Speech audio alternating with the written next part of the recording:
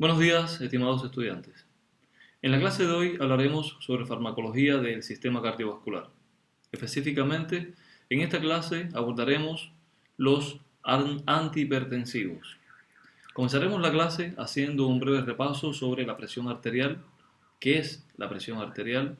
Posteriormente hablaremos sobre la hipertensión, su clasificación etiológica, cuáles son los efectos negativos o las patologías que están asociadas a los estados hipertensivos. Hablaremos sobre los diferentes factores o sistemas fisiológicos que influyen en la presión arterial y que pueden conducir a estados hipertensivos.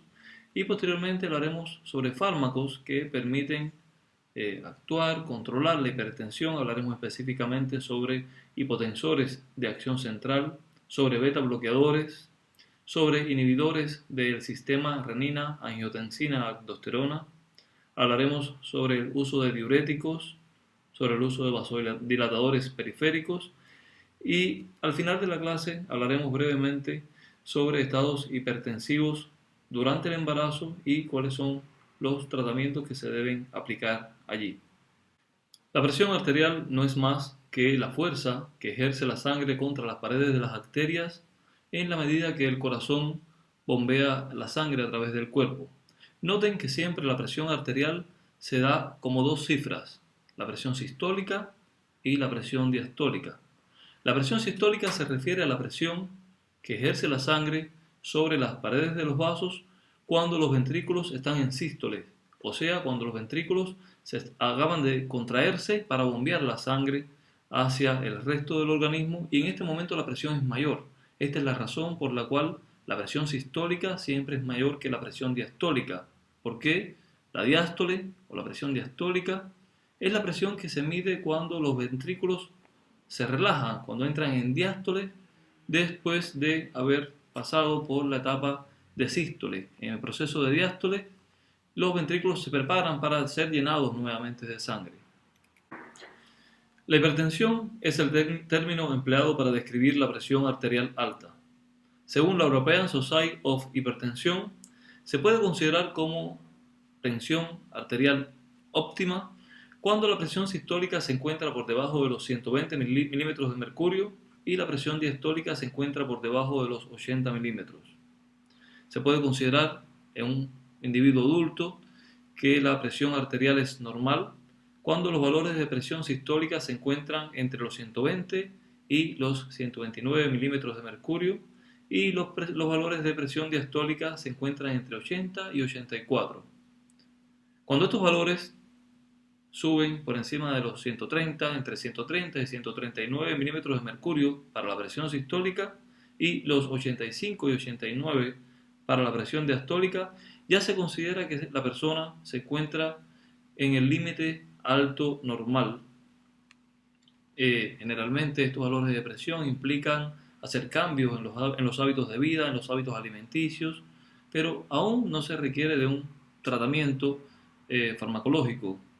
Sin embargo, cuando los valores de presión arterial ya comienzan o sobrepasan los 140 milímetros de mercurio para la presión sistólica, y se encuentran en el rango entre los 140 milímetros de mercurio y 159 para la presión sistólica y los 90 y 99 para la presión diastólica, ya se considera hipertensión de grado 1. Este tipo de hipertensión generalmente ya requiere tratamiento farmacológico y generalmente se soluciona o se controla mediante el empleo de monoterapia, o sea, mediante el empleo de un solo fármaco. Existen los grados, las clasificaciones hipertensivas de grado 2 y de grado 3, donde los valores de tensión arterial ya sobrepasan los 160 o 180 para la presión sistólica y los 100 a 109 o por encima de los 110 para la presión diastólica. Y en estos casos, los estados hipertensivos de grado 2 o de grado 3, generalmente se recomienda un tratamiento farmacológico que combina más de un fármaco. Acorde a su etiología, la hipertensión se puede clasificar en primaria o esencial cuando es el resultado de causas desconocidas y de hecho el 95% de las personas hipertensas poseen precisamente hipertensión primaria o esencial. Existe un 5% de los casos de hipertensión donde esta se clasifica como hipertensión secundaria y se define secundaria precisamente porque se conoce exactamente cuáles son las causas que la originan. Existen, por ejemplo, trastornos renales como la glomerulonefritis aguda, la poliquistosis, la nefropatía diabética, que son causantes de hipertensión. Existen trastornos vasculares que originan hipertensión. Existen trastornos endocrinos como el hipotiroidismo, el hipertiroidismo, la hipercalcemia, el Cushing, el hiperaldosteronismo, el feocromocitoma. Existe también la hipertensión gestacional que se da durante el embarazo. Esta es una hipertensión, un cuadro hipertensivo para el cual no existe un tratamiento específico, pero debe ser monitoreado muy estrechamente para evitar la preeclampsia y sus complicaciones severas como el síndrome de HELLP y la eclampsia. Existen cuadros hipertensivos que son el resultado de la administración de determinados medicamentos, por ejemplo en situaciones de estrés. Recuerden que suele administrarse glucocorticoides y recuerden también de clases pasadas que los glucocorticoides permiten incrementar los niveles de sodio y también los niveles de agua en circulación y en consecuencia provocan hipertensión. ¿Y por qué nos preocupa la hipertensión? La hipertensión demanda un trabajo adicional del corazón y en consecuencia provoca una hipertrofia del ventrículo izquierdo, que es el encargado de bombear la sangre hasta el resto del organismo. La hipertensión puede provocar angina de pecho, puede provocar insuficiencia cardíaca y eventualmente también puede conducir al infarto. A nivel de cerebro, la hipertensión incrementa notablemente el riesgo de ataque isquémico transitorio y también de accidentes cerebrovasculares. En los riñones, la hipertensión provoca enfermedad renal crónica. Se trata de una pérdida progresiva e irreversible de las funciones renales. Básicamente, el riñón pierde su capacidad de eliminar los desechos, de concentrar la orina y de conservar los electrolitos en sangre. Las manifestaciones oculares de la hipertensión son el resultado del daño que esta causa a los vasos arteriales, conjuntivales, retinales, coroideos y a la cabeza del nervio óptico. De estas patologías, aquellas que tienen mayor relevancia clínica son la retinopatía hipertensiva, la coroidopatía hipertensiva y también la neuropatía hipertensiva. Cada una de estas patologías puede afectar la visión y eventualmente pueden concluir en ceguera. Para hablar sobre fármacos antihipertensivos es necesario primeramente conocer cuáles son los factores que afectan o que influyen en la presión arterial. La presión arterial media se puede definir como la multiplicación del gasto cardíaco, o sea, la cantidad de sangre que bombea un ventrículo en un minuto, por la resistencia vascular periférico, más la presión venosa central. Esta presión venosa central generalmente es despreciable. Ahora, si consideramos que la presión arterial media es el resultado de la multiplicación del gasto cardíaco por la resistencia vascular sistémica, entonces debemos considerar cuáles son los elementos o los factores que actúan o que influyen en el gasto cardíaco y también en la resistencia vascular sistémica. Por ejemplo, sabemos que el gasto cardíaco es el resultado de la fuerza de contracción y también de la frecuencia cardíaca. Recuerden de clases anteriores que tanto la frecuencia cardíaca como la fuerza de contracción son controlados por el sistema nervioso autónomo. Y a su vez, recordemos que las señales que recibe el sistema nervioso autónomo provienen del cerebro, provienen del sistema nervioso central. El sistema nervioso autónomo también controla la resistencia vascular sistémica o periférica. Recuerden que a través de los receptores alfa 1 es posible inducir vasoconstricción. A través de los receptores M, el sistema parasimpático es capaz de inducir vasodilatación. Y en algunos vasos específicos, los receptores beta 2, también del sistema simpático, pueden promover vasodilatación.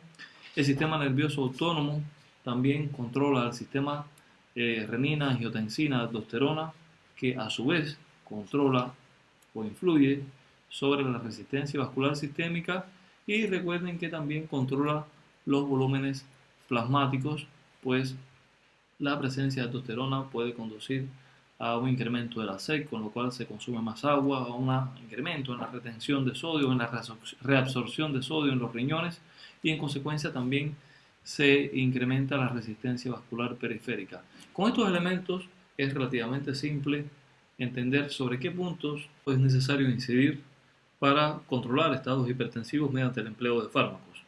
Por ejemplo, existe un conjunto de fármacos que actúa sobre el sistema nervioso central. Recordemos que en el sistema nervioso central se recogen las señales que provienen desde los vasoreceptores que se encuentran ubicados en el seno carotídeo y en el cáyodo óptico. Cuando estos vasoreceptores sensan, por ejemplo, una reducción de la presión arterial, el sistema nervioso central envía una señal a través del sistema nervioso autónomo, específicamente a través del sistema nervioso simpático, que conduce a un incremento tanto de la frecuencia cardíaca como de la fuerza de contracción, es lo que se conoce como taquicardia refleja. Si somos capaces de bloquear las señales que existen en el sistema nervioso central y que permiten activar el sistema nervioso simpático, seríamos capaces entonces de bloquear tanto el incremento del gasto cardíaco como la vasoconstricción que es activada por el sistema nervioso simpático. Así, a este nivel, a nivel del sistema nervioso central, el tratamiento farmacológico persigue bloquear la salida del impulso nervioso que conduce a la activación del sistema simpático. Entre los fármacos de acción central tenemos, por ejemplo, la clonidina, el guanabenzo, la guanfacina. Todos son fármacos agonistas alfa-2. Recordemos que los receptores alfa-2 pueden estar ubicados tanto en la membrana postsináptica como en la membrana presináptica, y cuando están ubicados en la membrana presináptica son capaces de ejercer una acción reguladora negativa. Su activación conduce a un bloqueo en la liberación del neurotransmisor. Así, cuando este tipo de fármacos, que son derivados imidazólicos, actúa sobre los receptores alfa-2 y los activa, ocurre un bloqueo en la liberación de los neurotransmisores. Se descubrió también que estos compuestos, estos derivados imidazólicos, son capaces de interactuar con receptores imidazólicos tipo L1 y de esta manera también disminuyen la descarga pre y post ganglionar del sistema simpático, lo que da como resultado una bradicardia, una vasodilatación y en consecuencia una hipotensión. Lamentablemente este tipo de fármaco actualmente no se aconseja su uso ni como monoterapia ni en combinación, y esto se debe fundamentalmente a la gran cantidad de efectos adversos asociados al uso de este tipo de fármacos. Entre ellos se encuentra, por ejemplo, la serostomía, o sea, sequedad en la boca, sequedad en los ojos, en las mucosas, provocan sedación. Recuerden, por ejemplo, que algunos fármacos agonistas alfa-2, como la silacina, se utilizan como anestésicos generales en animales. Este tipo de fármaco también puede provocar trastornos del sueño, tendencias a la depresión, hipotensión ortostática, y también puede provocar síndromes de abstinencia si se detiene bruscamente su uso. Entre los fármacos de acción central también se encuentra la alfa-metildopa. Este es un análogo de la dihidroxifenilalanina, o sea, de la dopa, y ejerce su efecto activando también los receptores alfa-2. La acción hipotensora de la alfa-metildopa se basa fundamentalmente en la reducción de la resistencia periférica, y realmente existe una nula o muy poca repercusión en el gasto cardíaco y también en la frecuencia cardíaca. La alfa-metildopa es particularmente relevante porque es uno de los fármacos de primera línea para el tratamiento de la hipertensión en mujeres embarazadas. Sin embargo, su uso también puede provocar efectos adversos muy similares a los provocados por la clonidina. Entre estos se encuentran la sedación, somnolencia, torpeza mental, tendencias depresivas. Se ha observado también que la alfa-metildopa puede producir disminución de la libido, parkinsonismo, ginecomastia, galactorrea, y eventualmente pueden aparecer sequedad en la boca, cefaleas, mareos. La rilmenidina y la moxonidina también son hipotensores de acción central. Ambos fármacos son imidazolinas que interactúan con los receptores imidazólicos de tipo L1. Al igual que la alfa-metildopa, la acción hipotensora de estos fármacos se debe fundamentalmente a una reducción de la resistencia periférica con poca o nula repercusión en el gasto cardíaco y en la frecuencia cardíaca. Ambas imidazolinas tienen una eficacia muy similar al atenolol, a la hidroclorotiazida que veremos más adelante, al captopril, y tienen una menor incidencia de efectos adversos. En general son fármacos muy bien tolerados. Es posible también controlar la presión arterial mediante el empleo de fármacos que actúan directamente sobre el sistema nervioso autónomo. Dentro de este grupo de fármacos se encuentran y son de particular relevancia aquellos fármacos que funcionan como betabloqueadores. Recuerden que la frecuencia cardíaca y la fuerza de contracción es controlada a través del sistema nervioso simpático y específicamente a través de la señalización vía receptores beta 1. Así, cuando usamos fármacos beta bloqueadores, es posible reducir la frecuencia cardíaca y la fuerza de contracción, o sea, estamos hablando de fármacos que inducen efectos cronotropos e inotropos negativos. Estos fármacos beta bloqueadores también pueden actuar sobre el sistema renal, reduciendo la liberación de renina en las células yuctaglomerulares del riñón. Los fármacos beta bloqueadores permiten reducir el gasto cardíaco, inhiben, como ya les mencionaba, la liberación de renina. También alteran el control del sistema nervioso simpático a nivel del sistema nervioso central, siempre que estos sean capaces de atravesar la barrera hematoencefálica. Provocan cambios en la sensibilidad de los vasoreceptores y participan aumentando la síntesis de prostaciclina. Recordemos que la prostaciclina participa inhibiendo la agregación plaquetaria y también es un potente vasodilatador. De esta manera, el empleo de betabloqueadores de manera indirecta también permite reducir la resistencia periférica. Así, todos los compuestos que tienen actividad betabloqueante poseen actividades antihipertensivas. Allí existen varios grupos acorde al nivel de selectividad del betabloqueador que se desea utilizar. Están aquellos que son no cardioselectivos, o sea, estamos hablando de un grupo de fármacos que son capaces de bloquear tanto los receptores beta 1 como los receptores beta 2. Tenemos los cardioselectivos que bloquean específicamente a los receptores beta 1. Tenemos aquellos que son no cardioselectivos, pero poseen acciones adicionales. Y tenemos los cardioselectivos que poseen acciones o propiedades vasodilatadoras. Dentro de este grupo, les llamo la atención específicamente sobre el labetalol. El labetalol es un compuesto no cardioselectivo que posee acciones adicionales. Este compuesto o este fármaco es capaz de bloquear de manera específica a los receptores beta 1 y también a los receptores beta 2. Además, es capaz de bloquear los receptores alfa 1. El bloqueo de alfa 1 obviamente conduce a una vasodilatación y por tanto una reducción de la resistencia periférica. Pero el labetalol no solo es capaz de bloquear a beta 2, sino que además funciona como un agonista parcial de beta 2. Esto conduce a que, o contribuye también a su actividad vasodilatadora. El bloqueo de beta 1 inducido por el labetalol también conduce a una reducción tanto en la frecuencia cardíaca como en la fuerza de contracción. El labetalol es particularmente relevante porque se suele usar en las patologías, en hipertensión crónica durante el embarazo, se suele usar también en estados de preeclampsia, se suele usar en crisis hipertensivas en las mujeres embarazadas y se suele usar también en pacientes con feocromocitomas. Más adelante hablaremos al final de la clase sobre el empleo del labetalol, las dosis, la frecuencia con la que se usa durante la hipertensión en el embarazo. Los efectos adversos de los betabloqueadores, fundamentalmente broncoespasmo, esto se debe al bloqueo beta 2. Recuerden que beta 2 es responsable de inducir broncodilatación. El broncoespasmo es particularmente relevante en pacientes asmáticos y en pacientes que padecen de enfermedad pulmonar obstructiva crónica. En estos pacientes es importante que cuando se empleen betabloqueadores como agentes antihipertensivos se utilicen betabloqueadores cardioselectivos, o sea que no bloqueen a beta 2 para evitar crisis respiratorias. Los betabloqueadores como agentes antihipertensores también pueden provocar bradicardia.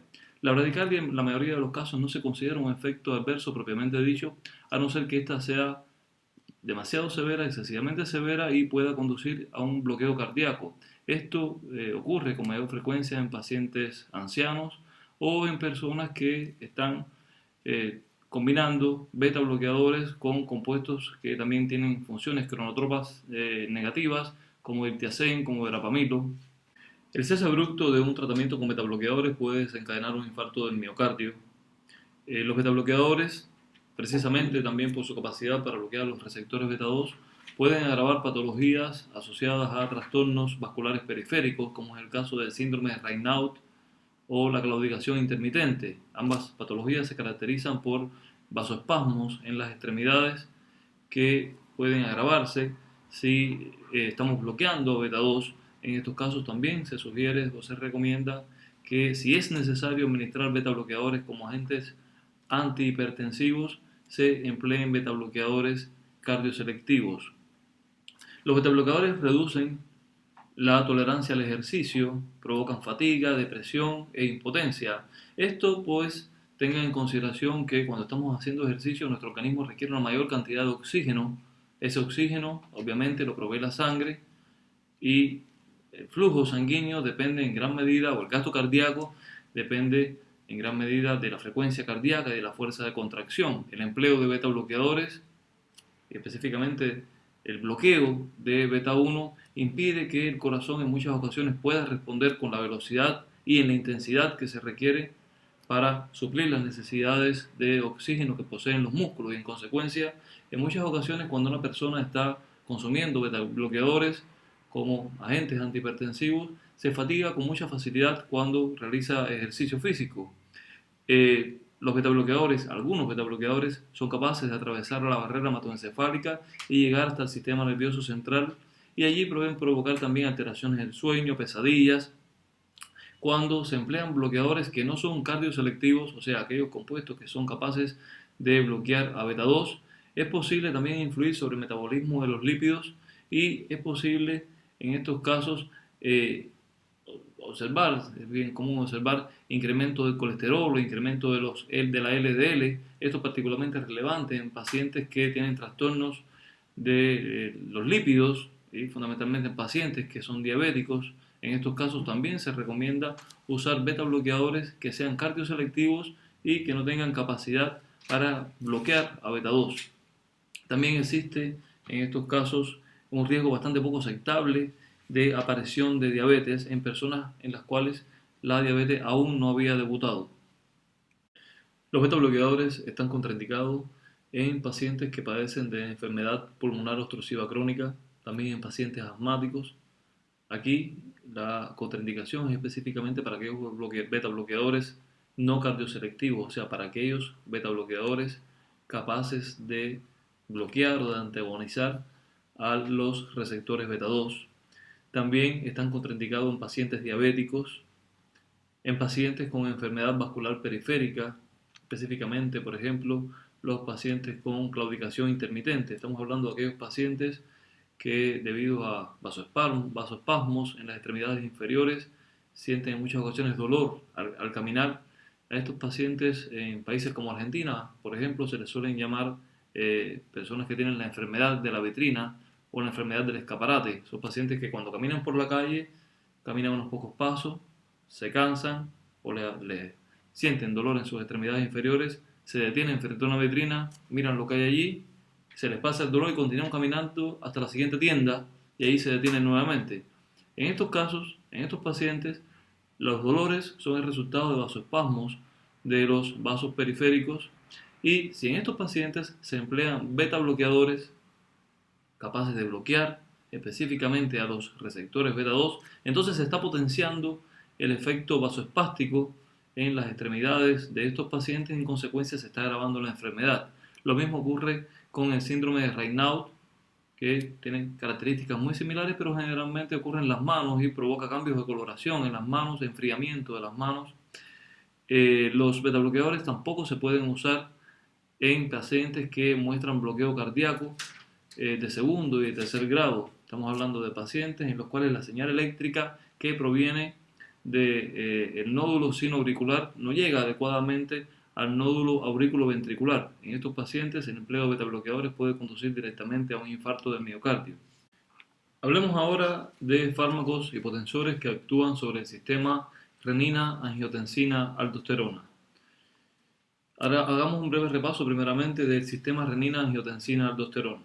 Este sistema comienza en las glándulas suprarrenales cuando por acción del sistema simpático se secreta la enzima renina.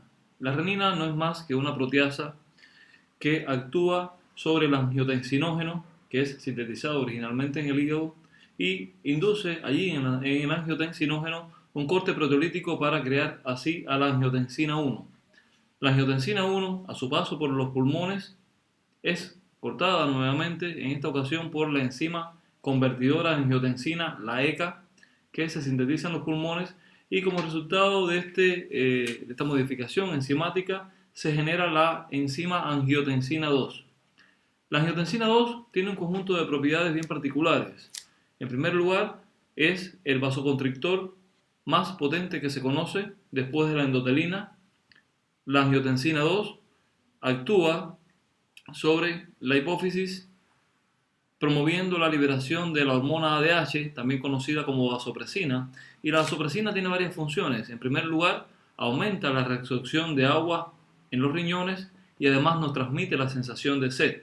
O sea, la acción indirecta de la angiotensina implica un aumento de los niveles de agua en nuestra circulación.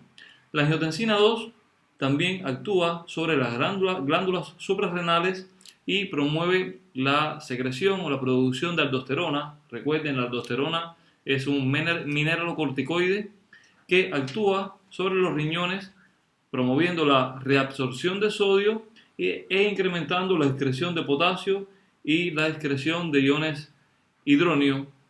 De esta manera, el bloqueo de cualquiera de las etapas del sistema renina-angiotensina-aldosterona nos permitiría reducir los niveles de sodio en circulación, reducir la cantidad de agua y en consecuencia los volúmenes plasmáticos y reducir la resistencia periférica. El bloqueo del sistema renina-angiotensina-aldosterona se puede lograr mediante el empleo de compuestos o de fármacos betabloqueadores.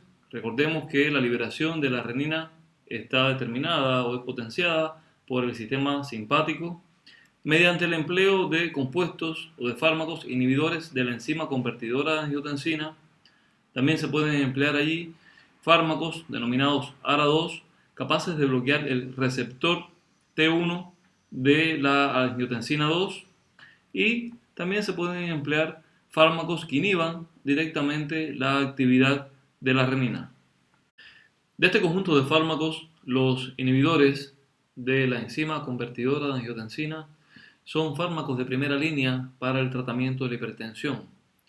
Los IECA, como también se les denomina, actúan reduciendo la formación de la angiotensina 2, o sea, bloquean a la enzima encargada de transformar a la angiotensina 1 en angiotensina 2.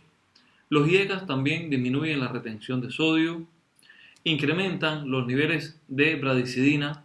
Este es un péptido dependiente del endotelio vascular, un péptido de 9 aminoácidos que tiene una potente actividad vasodilatadora, pues promueve la liberación de óxido nítrico y también la liberación de prostaciclinas, un tipo específico de prostaglandinas con un marcado efecto vasodilatador. Las bradicinas son particularmente relevantes también, pues son las responsables de la aparición de tos en pacientes que tienen tratamientos con IECA. La aparición de tos refractaria es una de las causas fundamentales del abandono del tratamiento. Se ha demostrado que, a pesar del potente efecto vasodilatador inducido por los inhibidores de la enzima convertidora de angiotensina, no hay aparición en estas personas que tienen este tipo de tratamiento de taquicardia refleja. O sea, debería esperarse que una reducción en la presión arterial, en la resistencia periférica, debería ser censada por los vasoreceptores que se encuentran en el callado aórtico o en el seno carotídeo y debería conducir de esta manera a una estimulación simpática que aumente tanto la frecuencia cardíaca como la fuerza de contracción. Sin embargo, este evento no ocurre cuando la persona recibe un tratamiento con IECA a pesar de la marcada vasodilatación. Por esta razón se especula que los IECA podrían eventualmente estar actuando también sobre los vasoreceptores, impidiendo que estos sean capaces de censar la reducción en la presión arterial. Podrían estimular al sistema parasimpático y a través del nervio vago compensar el estímulo del sistema simpático, o podría eventualmente bloquear directamente la estimulación simpática y en consecuencia el corazón nunca recibiría la información necesaria para incrementar la frecuencia cardíaca ni la fuerza de contracción. Los IECAs fueron originalmente descubiertos, por ejemplo, en los años 70, a partir del veneno de una serpiente, la jararaca. Allí se encontraron péptidos que eran capaces de bloquear a la enzima convertidora de angiotensina 2 y más adelante, mediante modificaciones químicas, fue posible crear compuestos ya de origen químico, no peptídico, que fuesen más estables en circulación, y de aquí surgió toda la generación de fármacos como el captopril, enalapril, imidapril, lisinopril. Como les mencionaba, todos los IECA son fármacos de primera línea para el tratamiento de la hipertensión. Actualmente el 35% de las personas con hipertensión arterial reciben tratamiento con IECA y muchas de las personas, reciben tratamiento en forma de monoterapia y muchas de las personas que reciben tratamientos con más de un antihipertensivo, tratamientos combinados, al menos uno de ellos es un IECA. Los efectos adversos fundamentales de los inhibidores de la enzima convertidora de angiotensina son, como ya les mencionaba, la tos, que es el resultado fundamentalmente de la acumulación de bradicidina. Eventualmente estas personas pueden padecer hipotensión, pueden padecer también hipopotasemia en pacientes fundamentalmente que tienen insuficiencia renal. Puede aparecer angiodema, la marcada vasodilatación que provocan los IECA puede provocar que se escape fluido sanguíneo o plasmático a los tejidos y en consecuencia puede conducir a la aparición de edemas. Puede ocurrir insuficiencia renal aguda en pacientes que tienen una presión de perfusión renal baja.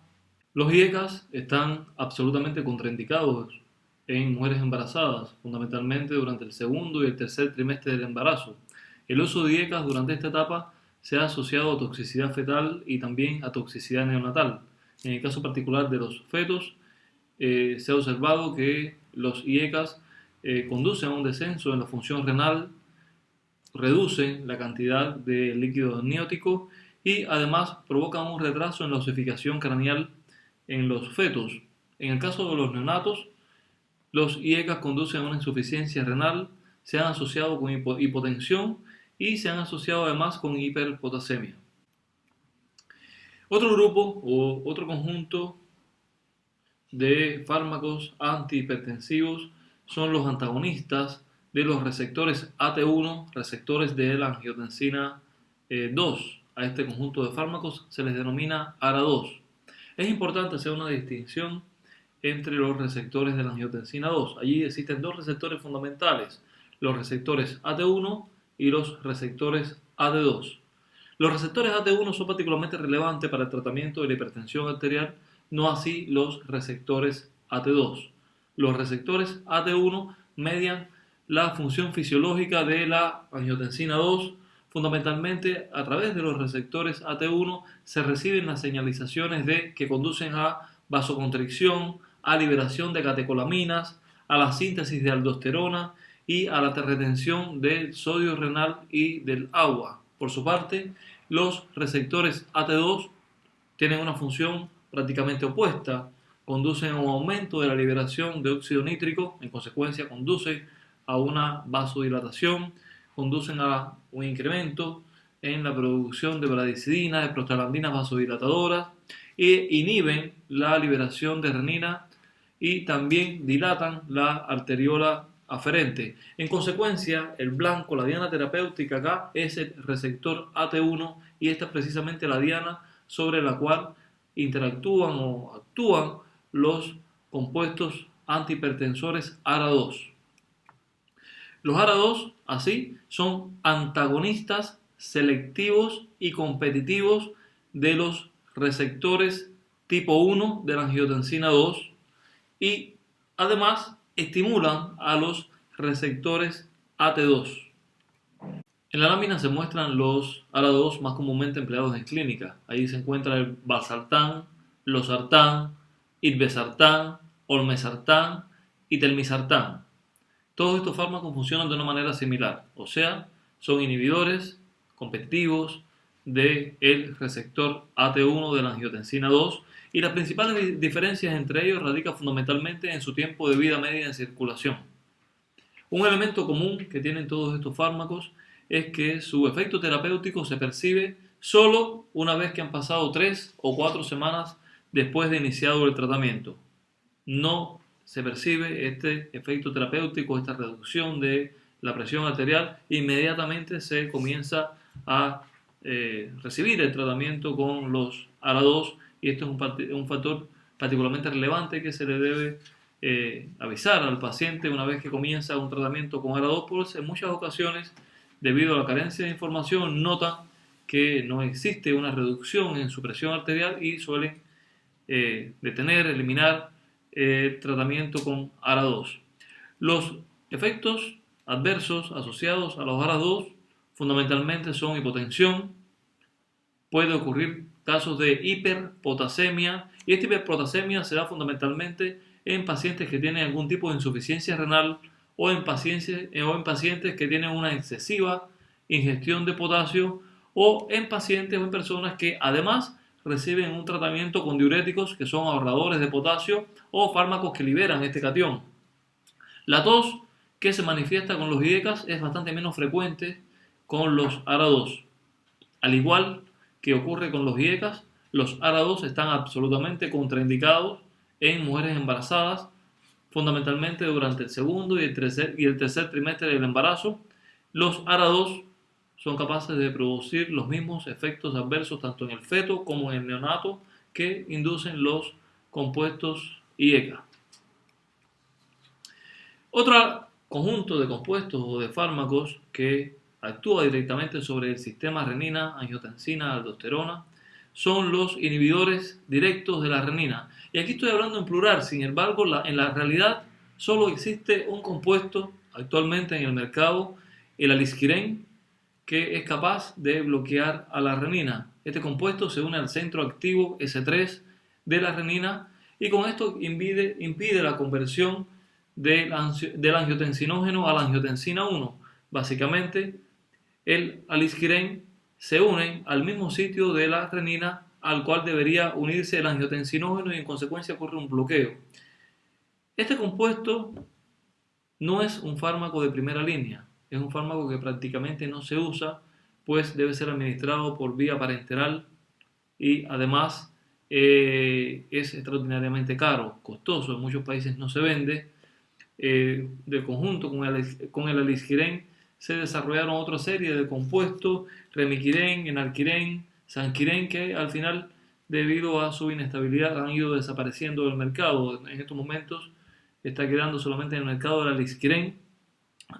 Sus efectos adversos en general son o es un fármaco muy bien tolerado, provoca diarrea en el 2,4% de la población que lo consume y edemas periféricos en menos del 1% de las personas que lo consumen. Se emplea para el tratamiento de la hipertensión esencial o primaria y se puede usar ya sea como monoterapia o en combinación con otros agentes antihipertensivos.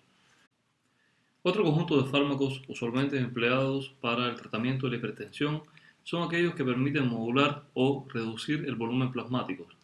Estamos hablando específicamente de los fármacos diuréticos. Todos los diuréticos ejercen su actividad antihipertensiva mediante la eliminación de sodio en los riñones. Los diuréticos suelen dividirse acorde a su potencia, acorde al mecanismo de acción y acorde al sitio específico en los riñones sobre los cuales actúan. Así, existe un conjunto de diuréticos entre los cuales se encuentran la furosemida y la bumetanida, que son denominados diuréticos potentes.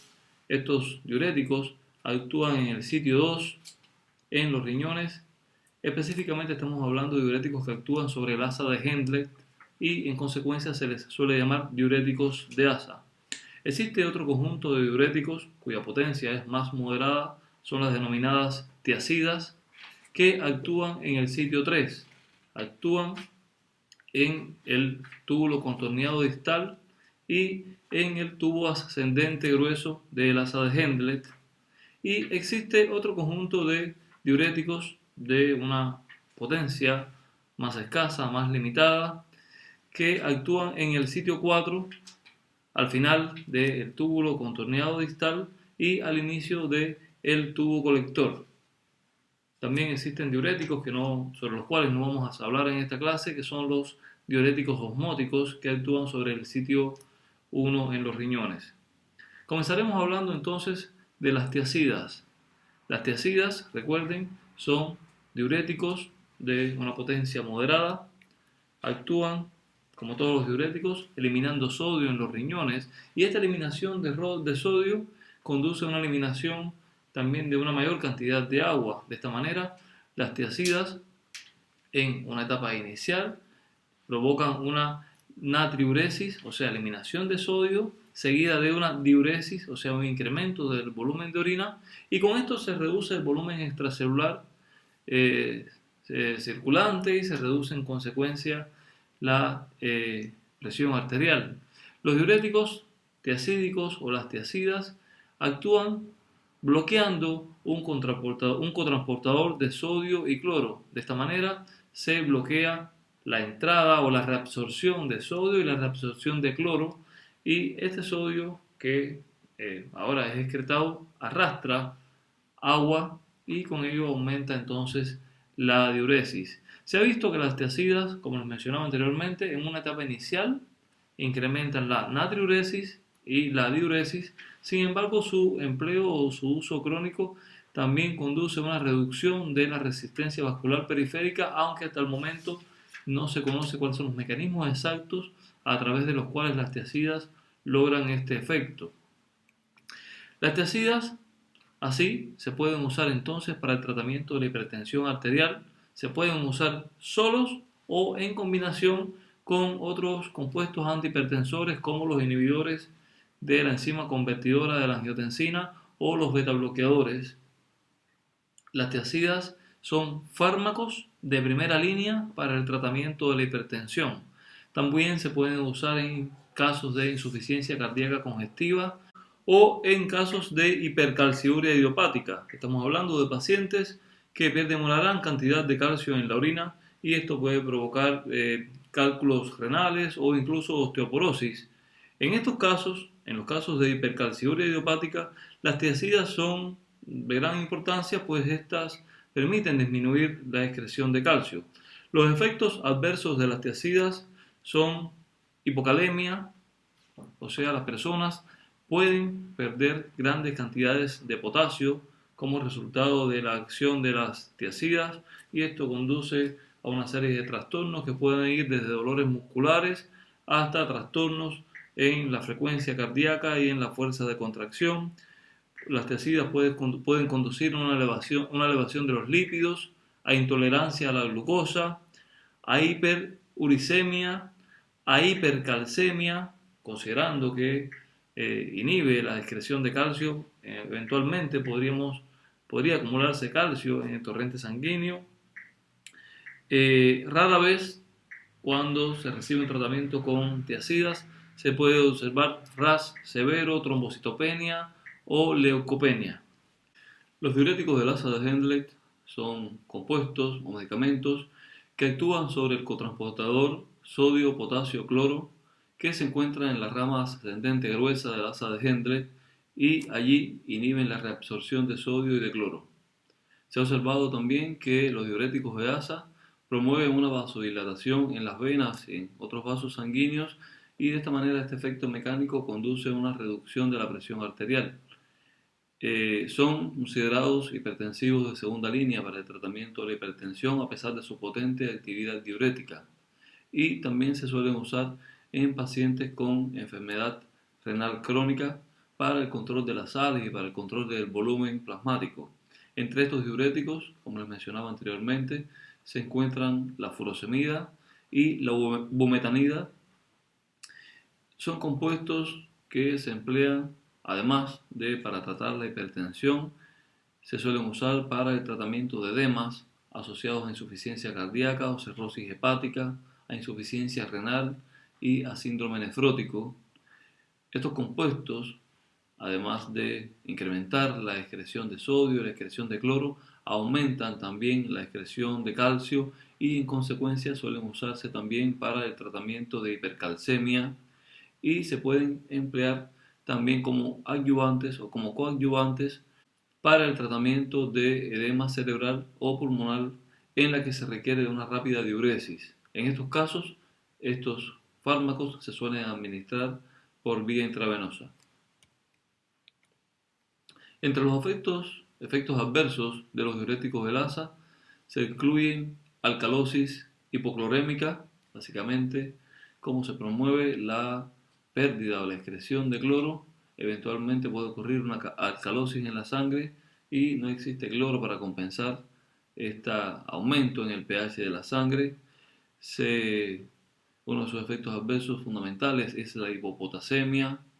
También puede haber una gran pérdida de volumen plasmático, lo cual conduce a hipovolemia y retracción del volumen extracelular.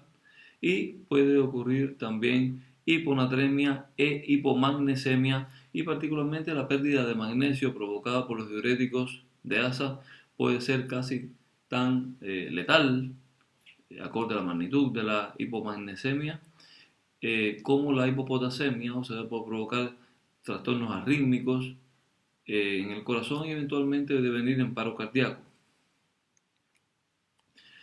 Los diuréticos retenedores de potasio son los diuréticos que les mencionaba anteriormente, actúan en el sitio 4 al inicio del tubo colector.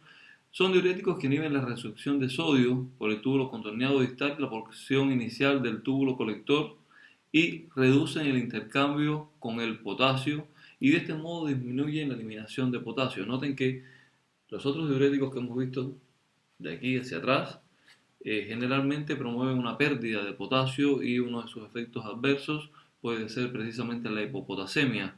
En este caso, los diuréticos retenedores de potasio permiten, como su nombre lo dice, retener el potasio y en consecuencia suelen usarse en muchas ocasiones en combinación con otros diuréticos que promueven la pérdida de potasio. Allí existen dos mecanismos de acción.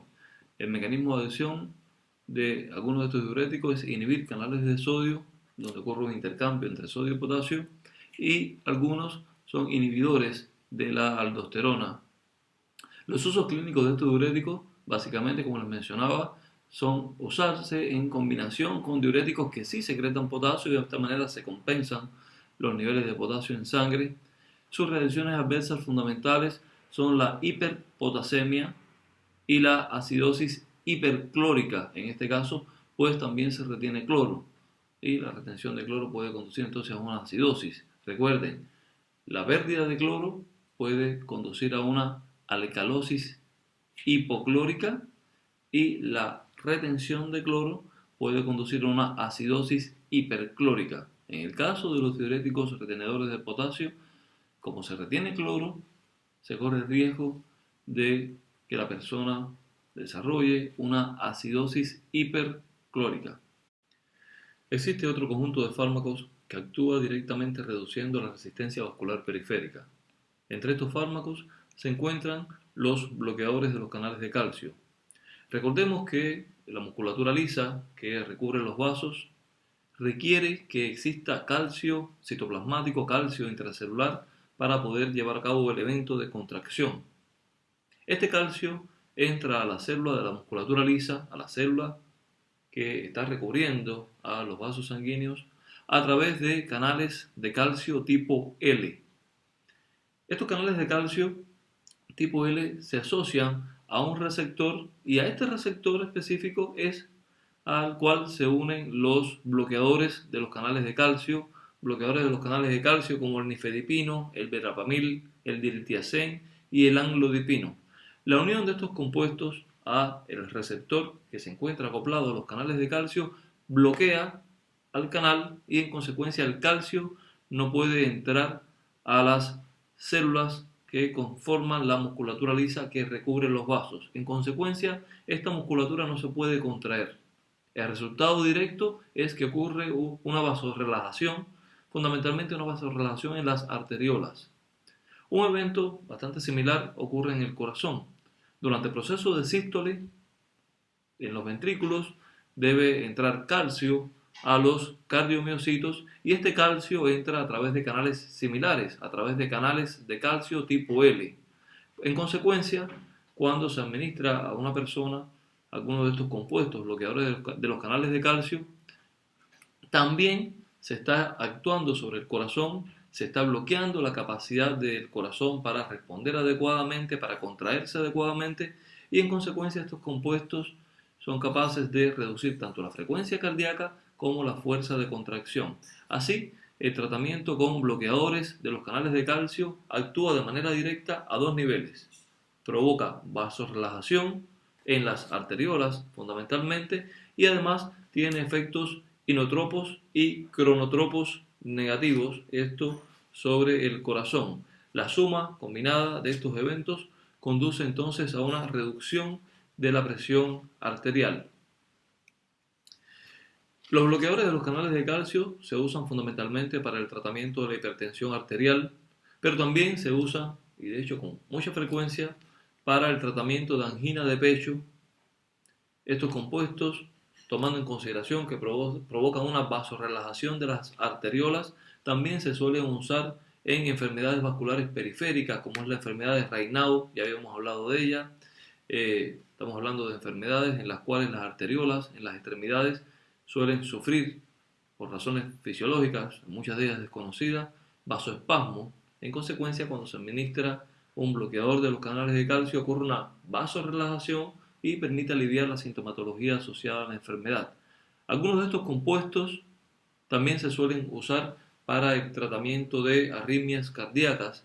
Allí se suele usar fundamentalmente el verapamilo y el diltiazem, fundamentalmente para el tratamiento de taquicardias supraventriculares. Esto gracias a la capacidad de estos compuestos para inhibir el nódulo auriculoventricular. El nifedipino y otras dihidropiridinas no son eficaces para este tipo de tratamiento. Los efectos adversos de los bloqueadores de los canales de calcio son muchos y son variables según el tipo de fármaco del cual estamos hablando. Por ejemplo, el nifedipino de liberación rápida puede ejercer un efecto vasodilatador muy pronunciado que conduce a la aparición de cefaleas, rubor facial, mareos. Esto ocurre en aproximadamente el 10% de las personas que tienen tratamiento con nifedipino. Puede ocurrir que también aparezcan edemas periféricos, esto debido a un aumento de la presión hidrostática en las extremidades inferiores debido a una dilatación precapilar que va acompañada de una vasoconstricción refleja postcapilar. En estos casos ocurre una extravasación del líquido plasmático fuera de los vasos sanguíneos y aparecen los edemas en las extremidades inferiores. Sin distinción del tipo de bloqueador de canales de calcio que estemos hablando, todos suelen tener acciones sobre los músculos vasculares lisos y este tipo de acción o este tipo de bloqueo puede conducir a una inhibición en la contracción del esfínter esofágico inferior, lo cual permite producir o agravar reflujo gastroesofágico. Particularmente el verapamilo suele provocar estreñimiento y de hecho un porcentaje bastante grande de las personas que lo consumen, aproximadamente el 30% de las personas que tienen tratamiento con verapamilo pueden sufrir estreñimiento y de forma rara pueden ocurrir también retención urinaria. La resistencia vascular periférica también puede ser reducida mediante el empleo de fármacos vasodilatadores periféricos. Entre estos, los más comunes son la hidralazina y el nitroprusiato. La hidralazina se descubrió desde mediados del siglo XX. Es un compuesto que produce una relajación fundamentalmente de la musculatura lisa que recubre las arterias. No tiene un gran efecto sobre el lecho venoso. El mecanismo de acción de la hidralazina no se conoce en su totalidad y se especula que puede prevenir la oxidación del óxido nítrico. De esta manera, una mayor duración del óxido nítrico puede conducir a un mayor tiempo de relajación de la vasculatura, fundamentalmente de las arterias. La hidralazina en sus inicios se empleó en forma de monoterapia. Sin embargo, se pudo demostrar que esta vasorelajación que produce la hidralazina generalmente venía acompañada de una taquicardia refleja. Por esta razón, actualmente la hidralazina se suele usar en combinación con fármacos que son simpaticolíticos, fundamentalmente betabloqueadores, para evitar el efecto de taquicardia refleja. El nitroprusiato es el vasodilatador arteriovenoso más potente que se conoce en este momento. Se suele usar fundamentalmente para tratamiento de crisis hipertensivas cuando se desea reducir rápidamente la presión arterial.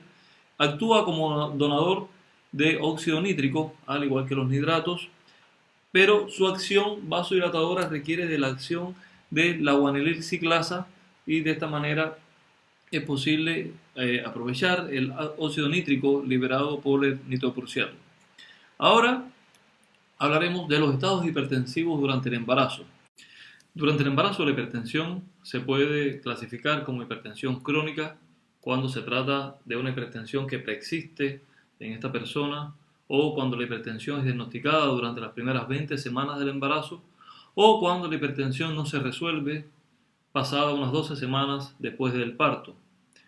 Durante el embarazo también existe la denominada hipertensión gestacional. Este es un término bien ambiguo que se suele utilizar para referirse a la hipertensión que es diagnosticada pasadas las 20 semanas del embarazo, y también suele referirse como hipertensión gestacional a aquella hipertensión que es una etapa previa a la preeclampsia, una etapa en la cual se manifiestan estados hipertensivos, sin embargo aún no aparece proteinuria en estos pacientes.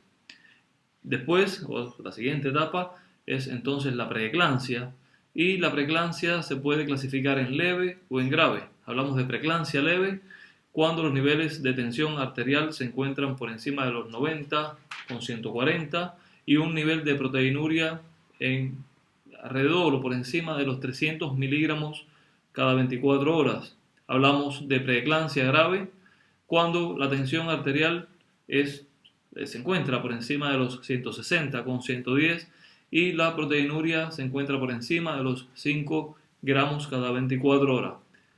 Puede existir también estados hipertensivos donde hablamos de una preeclampsia sobreimpuesta a una presión arterial o una hipertensión que es crónica. Estamos hablando de la aparición de proteinuria en una paciente que ya previamente, antes del embarazo, había sido diagnosticada como hipertensa.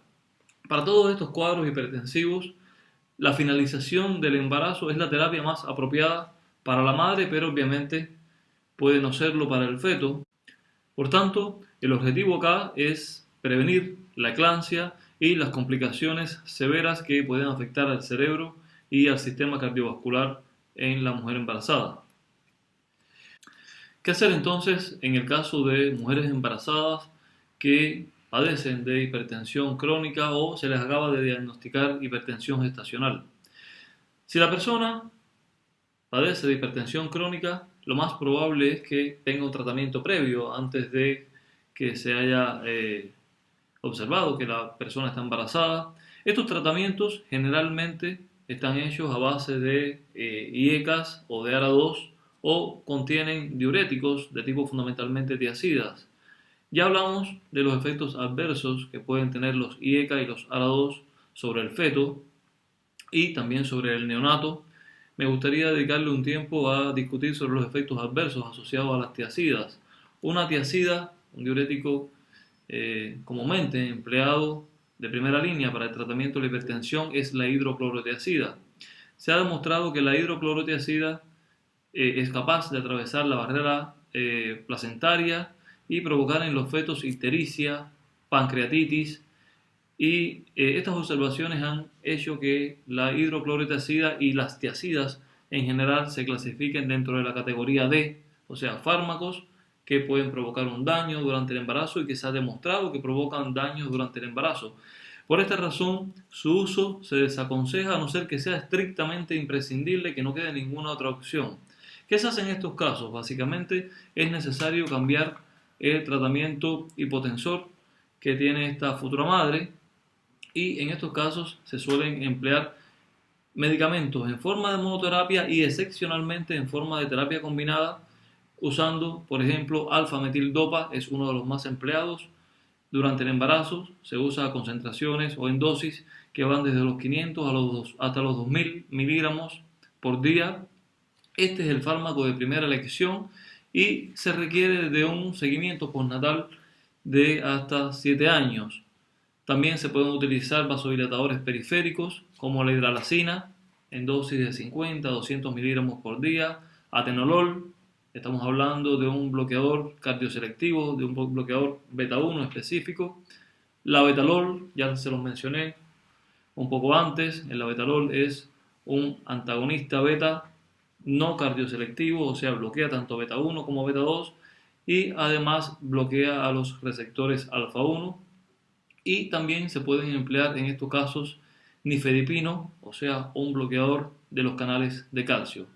A pesar de este arsenal farmacológico para el tratamiento de la hipertensión durante el embarazo, es importante que conozcan que estos tratamientos farmacológicos solo persiguen reducir la severidad de la hipertensión durante el embarazo, pero en ninguna manera influyen en las probabilidades de que esta persona desarrolle una preeclampsia. O sea, el tratamiento farmacológico solo permite controlar la hipertensión, pero de ninguna manera reduce el riesgo de preeclampsia.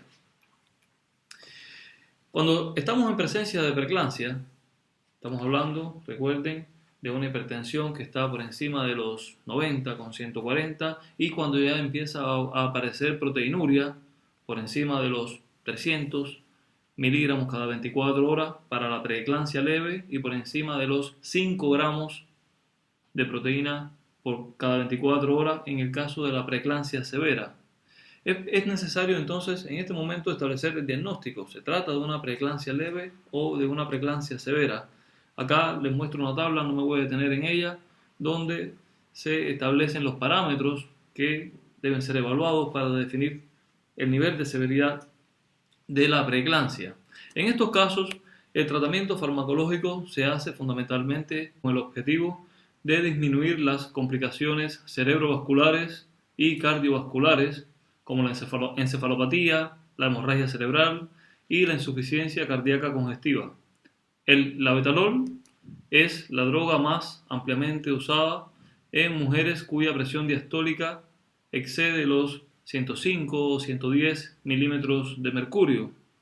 El labetalol también se puede administrar por vía endovenosa en presencia de crisis hipertensivas cuando los niveles de presión sistólica exceden los 170 a los 160 y la presión diastólica excede los 100 o 110 milímetros de mercurio.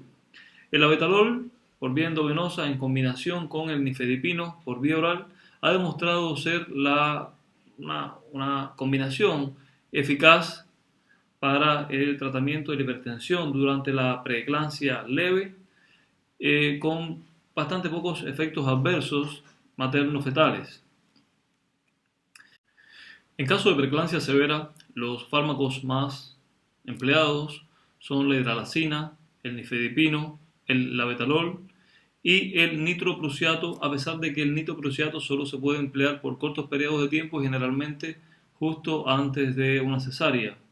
No voy a explicarles en detalle las dosis y los regímenes de administración de cada uno de estos fármacos, pero sí considero importante transmitirles que el propósito del tratamiento farmacológico en el caso de la preeclampsia severa es reducir los niveles de tensión arterial por debajo de los 150, 140 para la presión sistólica y por debajo de los 90 para la presión diastólica. Pero esta reducción tiene que ser una reducción lenta, paulatina. No debe haber una caída rápida de la tensión arterial porque esto podría afectar el flujo sanguíneo uteroplacentario, cerebral y también renal, lo cual podría tener efectos detrimentales fundamentalmente para el feto. Entre el 2 y el 10% de las pacientes con preeclampsia presentan convulsiones, configurando de esta manera el cuadro de eclampsia. La eclampsia, como ya se mencionaba, se caracteriza por la presencia de convulsiones que son provocadas o causadas por vasoespasmo cerebral, hemorragia cerebral, encefalopatías, edema cerebral. El tratamiento de elección para atender estas convulsiones es el sulfato de magnesio. El sulfato de magnesio es capaz de actuar sobre los receptores en el metilaspartato. Estos receptores, en condiciones fisiológicas, se activan en presencia de asfixia y promueven la entrada de calcio hacia las neuronas, causando así una injuria o un daño en las neuronas. El magnesio podría bloquear estos receptores, inhibiendo así este mecanismo y en consecuencia protegiendo las neuronas. Se conoce también que el magnesio podría provocar vasodilatación y de esta manera se reducen las isquemias cerebrales. Esta vasodilatación también ocurre a nivel periférico de forma tal que el sulfato de magnesio también es capaz de reducir la resistencia periférica y en consecuencia conduce a una leve reducción de la presión arterial. El sulfato de magnesio se puede administrar acorde a diferentes regímenes. Siempre se administra por vía intramuscular o por vía endovenosa, y allí existen regímenes de administración que no me voy a detener a explicar.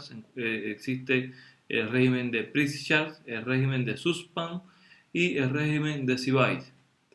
Los detalles, dosis de cada uno de estos regímenes los pueden encontrar en la lámina. El sulfato de magnesio puede tener también efectos adversos asociados. Los efectos adversos para el feto básicamente son modificaciones en la frecuencia cardíaca fetal, pero carecen realmente de una gran relevancia clínica. Sin embargo, cuando se trabajan con dosis tan grandes de sulfato de magnesio, puede en la madre reducir los reflejos osteotendinosos, puede provocar hipotensión, puede provocar depresión respiratoria, y esta depresión respiratoria puede llegar hasta un paro respiratorio sobre el sistema cardiovascular. Altas dosis de sulfato de magnesio pueden conducir a un bloqueo auriculoventricular, bradicardia y eventualmente hasta a un paro cardíaco. En presencia de estas sintomatologías, estas evidencias de toxicidad inducida por sulfato de magnesio, entonces es necesario administrar gluconato de calcio. Este es considerado el antídoto y se administra 1 gramo por vía endovenosa de manera lenta. En muchas ocasiones la administración del gluconato de calcio también tiene que ser en una sala de cuidados intensivos, y la mujer debe permanecer en estas ocasiones con intubación endotraqueal como una herramienta, como una vía de asistencia respiratoria mecánica. La bibliografía: Farmacología humana de Jesús Flores, las bases farmacológicas de la terapéutica y guía para el diagnóstico y tratamiento de la hipertensión durante el embarazo.